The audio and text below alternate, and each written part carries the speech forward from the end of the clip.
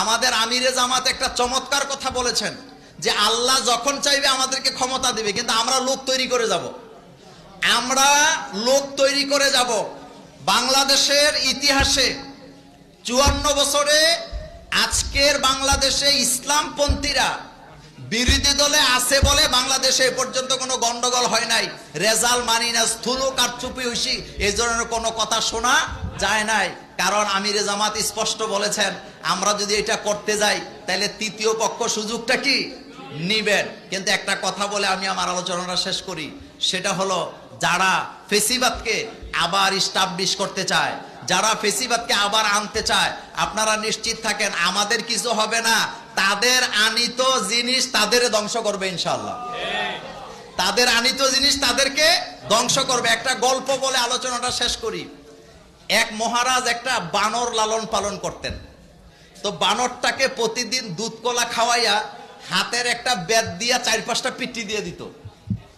তো বানরটা গাছে চলে যেত। তার এক বন্ধু একবার বেড়াইতে আসছে, আসার পরে কয় মহারাজ এটা কেমন অবিচার, বানরকে দুধ কলা খাওয়াই আবার পাছার মধ্যে পিটি দিয়া আপনি দূরে সরাইয়া দেন, কারণটা কি? কয় এটা জানতে হলে তুমি আমার বাড়িতে 3 দিন থাকতে হবে। কয় থাকলাম, তারপরও ঘটনা জেনে যাব। দ্বিতীয় দিন মহারাজ তার বানরকে দুধ কলা খাওয়াইছে। বানর কিন্তু পিটি দিলে গাছে চলে যায়, কিন্তু আজকে আর পিটি দেয় নাই। বানর আজকে আর গাছে যায় নাই, কাছে বসে আছে। মনোযোগ আছে না আপনাদের? আচ্ছা, দ্বিতীয় দিন আবার বানরকে দুধ কলা খাওয়াইছে। খাওয়ানোর পরে বানর আজকে আর গাছে যায় নাই, দূরেও না, আজকে মহারাজের কোলে আইসা বসছে। তৃতীয় দিন বানরকে আবার দুধ কলা যখন খাওয়াইলো, এখন বানর আর কোলেও নাই, এখন মহারাজের কান্দে উঠে বসছে। মহারাজ বলতেছে ভাই তুমি না বলছিলা যে বানরকে কেন খাওয়াইয়া পিঠি দেই? তার কারণ এই দেখো 3 দিনের মাথায় আমার কাঁধের মধ্যে উঠছে, আরেকদিন যদি পিঠি না দেই তাহলে আমার কোথায় উঠবে? এটা বলে বানরের পাছায় যখন 2টা পিঠি দিছে, এখন বানর যে আবার গাছের আগে উঠছে। সুতরাং এই কথাটা দিয়ে কি বুঝাইছি আপনারা বুঝছেন? এই যে এখন বড় বড় ফতুয়া দিতেছে সমঝোতা করে টাকা নিলে চাঁদা হয় না, বলে কিনা? তাদের সাদায় তাদেরকে ধরবে। তারা যাদেরকে দাওয়াত দিয়ে আনতেছে তাদের মেহমানরা তাদেরকে ধ্বংস করবে, তাদেরকে পিটাবে।